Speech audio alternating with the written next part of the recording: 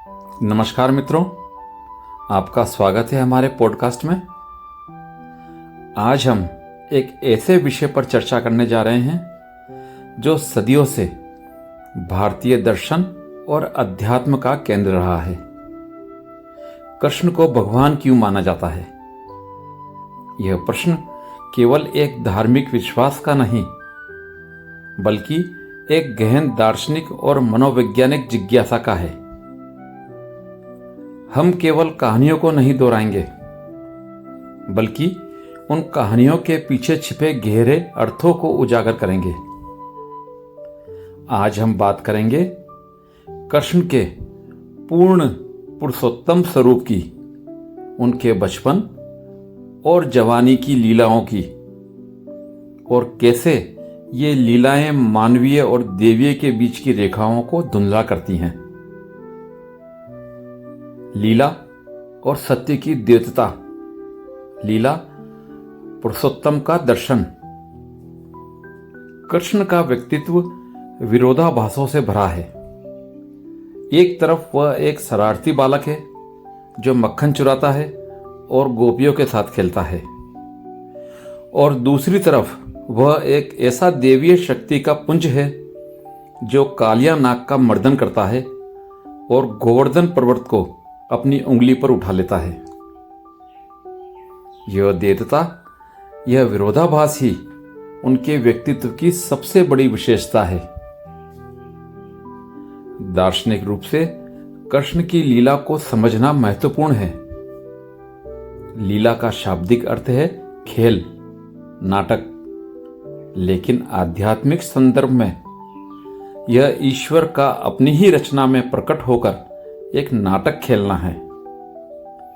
यह नाटक हमें यह सिखाता है कि जीवन एक खेल है और हमें इसे अहंकार और आसक्ति से मुक्त होकर जीना चाहिए। कृष्ण की लीलाएं हमें यह बताती हैं कि ब्रह्मांड की सबसे बड़ी शक्ति भी प्रेम, सरलता और आनंद के रूप में प्रकट हो सकती है। बचपन और यौवन की लीलाएं, लीला का दार्शनिक अर्थ। चलिए हम कृष्ण के बचपन की कुछ सबसे प्रसिद्ध घटनाओं को एक दार्शनिक लेंस से देखें। माखन चोरी और मिट्टी खाना। आसक्ति से मुक्ति बाल कृष्ण की सबसे प्रसिद्ध लीलाओं में से एक है। उनका माखन चुराना, यह एक ऐसी घटना है जिसे हम अक्सर एक शरारत के रूप में देखते हैं, लेकिन दार्शनिक रूप से इसका गहरा अर्थ है। माखन दूध से दही और फिर दही से मक्खन बनने की प्रक्रिया के बाद प्राप्त होता है। यह जीवन की कठोरता और श्रम का प्रतीक है। जब कृष्ण माखन चुराते हैं तो वे भौतिक दुनिया में मेहनत से अर्जित की गई वस्तु को चुराते हैं। यह दर्शाता है कि भौतिक सुख और संपत्ति का कोई स्थायी मूल्य नहीं है। यह हमें सिखाता है कि हमें सांसारिक वस्तुओं के प्रति आसक्त नहीं होना चाहिए। इसी तरह जब यशोदा उनसे पूछती है कि क्या उन्होंने मिट्टी खाई है, और वे अपना मुंह खोलकर ब्रह्मांड दिखाते हैं, तो यह एक और महत्वपूर्ण दार्शनिक सत्य को प्रकट करता है। यह हमें बताता है कि जिस व्यक्ति को हम एक छोटे से बच्चे के रूप में देख रहे हैं, वह वास्तव में इस पूरे ब्रह्मांड का निर्माता है। यह घटना मानवीय धारणाओं की सीमाओं को चुनौती देती है। यह हमें याद दिलाती हैं कि हम अक्सर अपनी आंखों से जो देखते हैं वह पूरी सच्चाई नहीं होती। गोवर्धन पर्वत उठाना, अहंकार का खंडन, यह एक और कहानी है जो बहुत से लोगों को अचंभित करती है। इंद्रदेव, वर्षा के देवता, अपनी पूजा न होने से क्रोधित होकर गोकुल पर भारी बारिश करते हैं। कृष्ण अपनी छोटी उंगली पर गोवर्धन पर्वत उठाकर पूरे गांव की रक्षा करते हैं। इस कहानी को हम एक चमत्कार के रूप में देखते हैं, लेकिन इसके पीछे एक गहरा दार्शनिक अर्थ छिपा है। यह कहानी मानवीय अहंकार इंद्र और ईश्वर की सच्ची शक्ति कृष्ण के बीच के संघर्ष को दर्शाती है। इंद्र अपनी शक्ति का दुरुपयोग करके गांव वालों को दंडित करना चाहते थे। यह अहंकार का प्रतीक है। कृष्ण का गोवर्धन उठाना यह बताता है कि ईश्वर की शक्ति भौतिक नियमों से परे है। यह हमें सिखाता है कि हमें प्रकृति की शक्तियों के सामने झुकने के बजाय उसे प्रेम और भक्ति से समझना चाहिए। यह घटना हमें यह भी सिखाती है कि सच्ची शक्ति अहंकार में नहीं बल्कि करुणा और सेवा में निहित है। रास लीला, आत्मा और परमात्मा का मिलन। रास लीला कृष्ण की सबसे रहस्यमय और गहन लीलाओं में से एक है। यह केवल एक नृत्य नहीं है, यह आत्मा, गोपियां और परमात्मा कृष्ण के मिलन का आध्यात्मिक और रहस्यमय प्रतीक है। दार्शनिक रूप से हर गोपी एक व्यक्तिगत आत्मा का प्रतिनिधित्व करती है जो परमात्मा से जुड़ना चाहती है। कृष्ण जो एक ही समय में सभी गोपियों के साथ नाचते हैं, यह दर्शाते हैं कि ईश्वर एक ही समय में सभी आत्माओं के साथ जुड़ा हुआ है। यह द्वैतवादी दर्शन, जहां आत्मा और परमात्मा अलग है, से लेकर अद्वैतवादी दर्शन, जहां आत्मा और परमात्मा एक है, तक विभिन्न दार्शनिक विचारों को समाहित करता है। रासलीला हमें यह सिखाती है कि भक्ति का मार्ग प्रेम और समर्पण का मार्ग है। जहां आत्मा अपने अहंकार को छोड़कर परमात्मा में विलीन हो जाती है, यह एक ऐसा प्रेम है जो भौतिक और शारीरिक नहीं बल्कि विशुद्ध रूप से आध्यात्मिक है। पूर्ण पुरुषोत्तम का दर्शन, मानवीय और देवीय का समन्वय। कृष्ण को पूर्ण पुरुषोत्तम कहा जाता है। पुरुषोत्तम का अर्थ है उत्तम पुरुष, लेकिन पूर्ण शब्द का यहाँ गहरा महत्व है।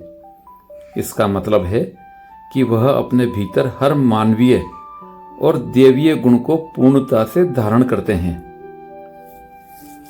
कृष्ण की मानवता। हम कृष्ण के जीवन में मानवीय भावनाओं को देखते हैं। वे अपने मित्र सुदामा से प्रेम करते हैं। वे महाभारत में शांति स्थापित करने का हर संभव प्रयास करते हैं। वे दुखी होते हैं जब उन्हें अपने प्रियजनों को युद्ध में लड़ते हुए देखना पड़ता है। यह उनकी मानवता को दर्शाता है। यह हमें सिखाता है कि हम अपनी भावनाओं से भागने के बजाय उन्हें स्वीकार कर सकते हैं। उनकी दिव्यता, लेकिन इसी मानवीय रूप के भीतर उनकी दिव्यता प्रकट होती है।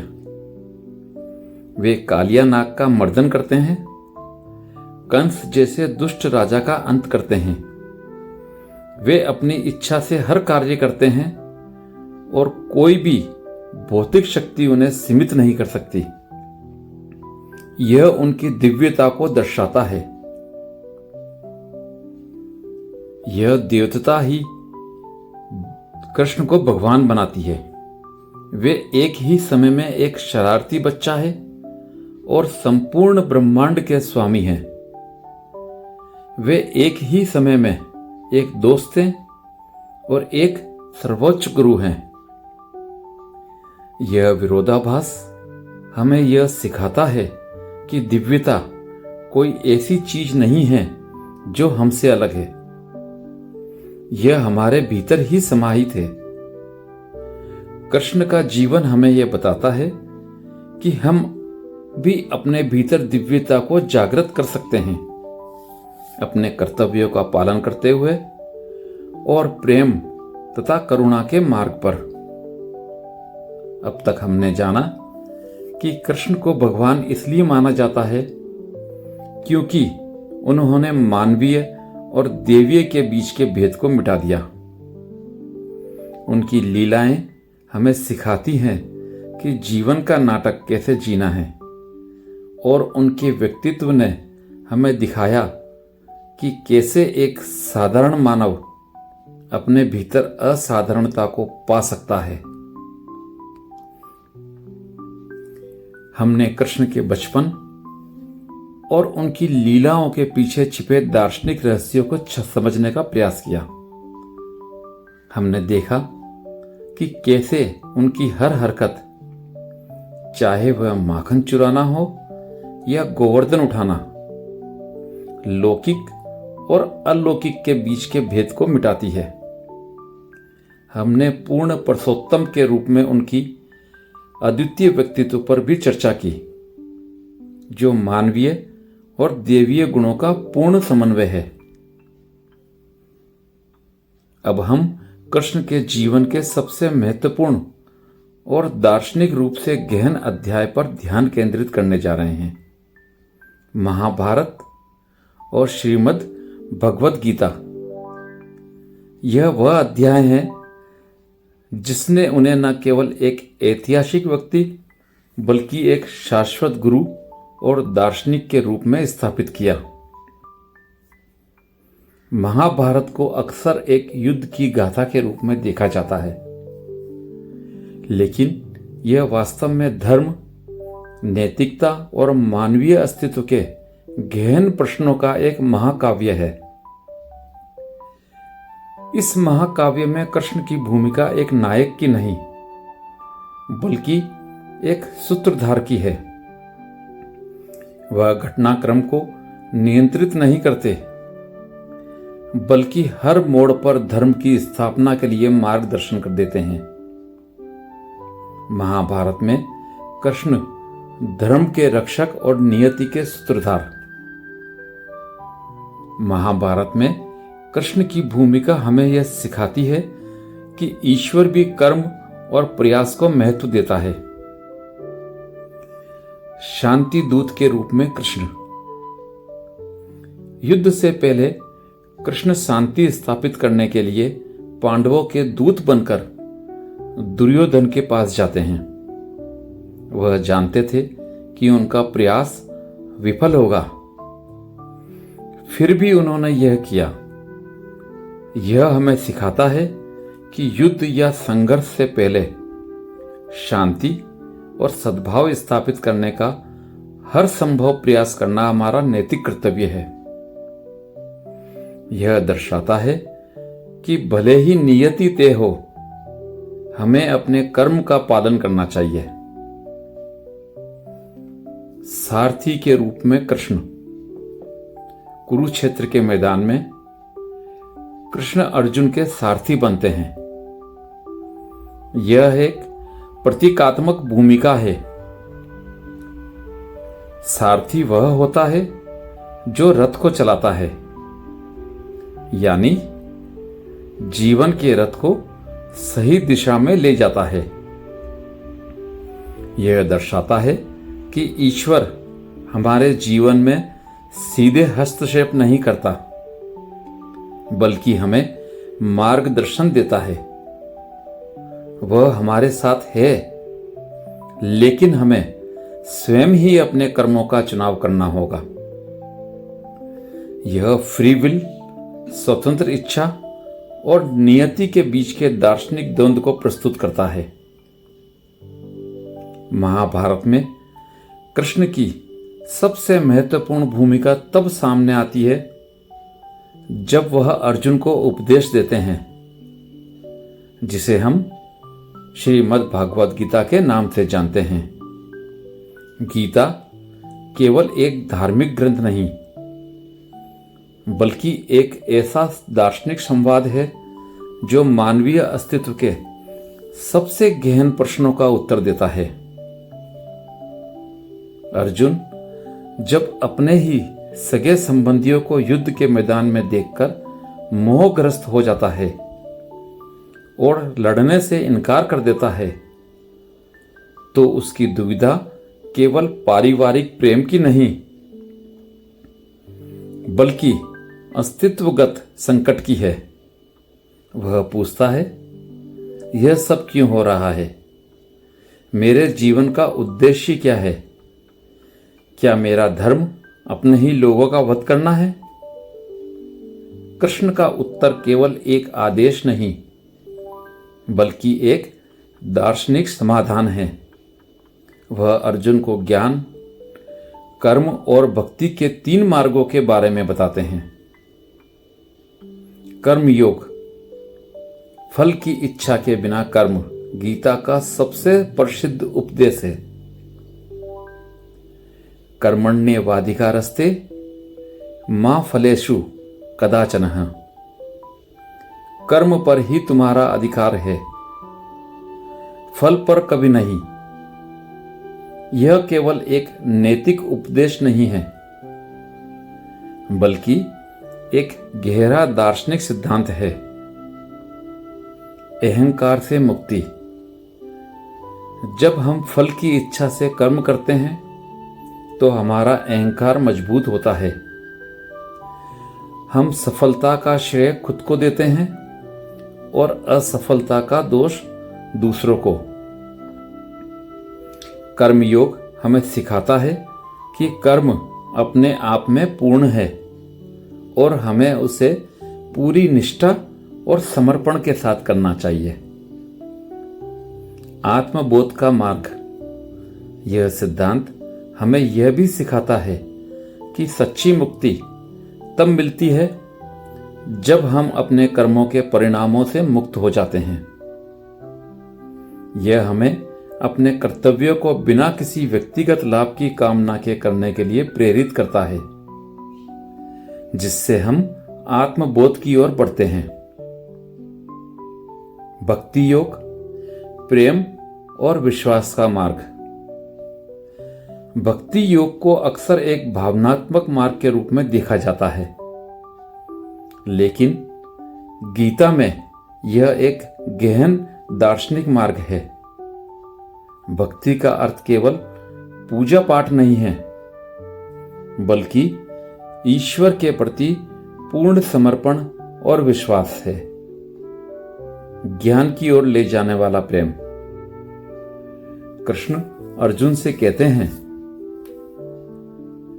जो मुझ में मन लगाकर निरंतर युक्त होकर परम श्रद्धा से मेरी उपासना करते हैं, वे मुझे सबसे अधिक योगी मानते हैं।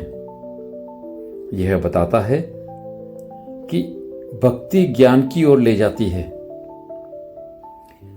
जब हम ईश्वर के प्रति पूरी तरह समर्पित होते हैं तो हमारा अहंकार समाप्त हो जाता है और हमें परम सत्य का ज्ञान प्राप्त होता है। ज्ञान योग, आत्मा की अमरता और परम सत्य का बोध। ज्ञान योग गीता का सबसे गहरा दार्शनिक हिस्सा है। कृष्ण अर्जुन को बताते हैं कि आत्मा अमर है और शरीर नश्वर है। आत्मा का स्वरूप कृष्ण कहते हैं, आत्मा को न शस्त्र काट सकते हैं और न आग जला सकती है। यह अद्वैत वेदांत के दर्शन को दर्शाता है, जहां आत्मा को ब्रह्मांडीय चेतना का एक अविभाज्य हिस्सा माना जाता है। द्वंद्वों से मुक्ति। इस ज्ञान से अर्जुन को यह समझ आता है कि जिन लोगों को वह मार रहा है वे केवल शरीर हैं, आत्माएं नहीं। यह उसे जीवन और मृत्यु, सुख और दुख, लाभ और हानि जैसे द्वंद्वों से मुक्त होने में मदद करता है। अंतिम निष्कर्ष, क्यों वे भगवान हैं? अब हम अपने मूल प्रश्न पर वापस आते हैं। कृष्ण को भगवान क्यों माना जाता है? वह इसलिए भगवान है क्योंकि वह केवल एक व्यक्ति नहीं थे, बल्कि ज्ञान, कर्म और भक्ति का एक जीवंत प्रतीक थे। उनका जीवन ही एक ऐसा दर्शन था जो हमें सिखाता है कि कर्म का महत्व, जीवन में हर परिस्थिति में अपने कर्तव्य का पालन करना ही हमारा धर्म है। ज्ञान का प्रकाश हमें अपने अज्ञान को दूर करके आत्मा की अमरता और परम सत्य का ज्ञान प्राप्त करना चाहिए।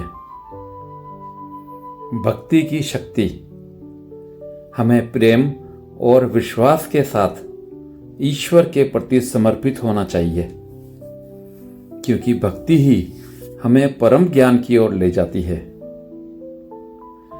कृष्ण ने हमें यह दिखाया कि दिव्यता कोई ऐसी चीज नहीं है जो हमसे अलग है, बल्कि यह हमारे भीतर ही समाहित है। उनकी लीला ने हमें जीवन को एक खेल की तरह जीना सिखाया। उनकी गीता ने हमें जीवन के संघर्षों में सही रास्ता दिखाया। वह एक ऐसे समग्र व्यक्तित्व थे जो न केवल एक दोस्त, प्रेमी और राजनेता थे, बल्कि एक ऐसे सर्वोच्च गुरु भी थे जिनके उपदेश आज भी उतने ही प्रासंगिक हैं जितने हजारों साल पहले थे। कृष्ण को भगवान इसलिए माना जाता है क्योंकि उन्होंने हमें बताया कि हम अपनी मानवीय सीमाओं को पार करके दिव्यता को प्राप्त कर सकते हैं। तो इसी विचार के साथ हम आज के पॉडकास्ट को समाप्त करते हैं। हमें उम्मीद है कि इस चर्चा ने आपको कृष्ण के व्यक्तित्व और उनके दर्शन को एक नए दृष्टिकोण से देखने में मदद की होगी। इस पॉडकास्ट को सुनने के लिए धन्यवाद। यदि आपको यह पॉडकास्ट अच्छा लगे तो कमेंट करके बताएं, सब्सक्राइब करें, लाइक करें और शेयर करें। धन्यवाद।